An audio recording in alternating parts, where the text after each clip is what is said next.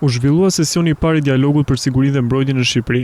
Përfaqësuesja e lartë e BE-s për politikën e jashtme dhe të sigurisë, njëherësh zëvendës president e Komisionit Evropian, Kaja Kallas, u prit nga ministri i punëve të jashtme Ikli Hasani, i cili cilësoi këtë dialog si një hap pozitiv në rrugtimin e Shqipërisë drejt Bashkimit Evropian.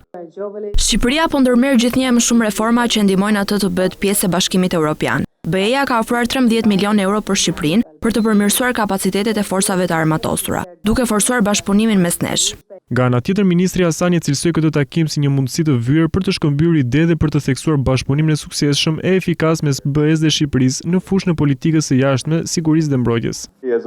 Sot po kalojmë nga vizioni drejt veprimeve konkrete për një vend si Shqipëria që është plotësisht e linjëzuar dhe besnike ndaj politikës së përbashkët të jashtme dhe të sigurisë së Bashkimit Evropian. Ky dokument është një shprehje e angazhimit tonë të përbashkët për të punuar edhe më ngushtë në përballimin e sfidave komplekse të kohës, po ashtu ai pasqyron qartë progresin e Shqipërisë në rrugën e integrimit në Bashkimin Evropian dhe rolin gjithnjë më të rëndësishëm që po marrim në arkitekturën kolektive të sigurisë në Europë.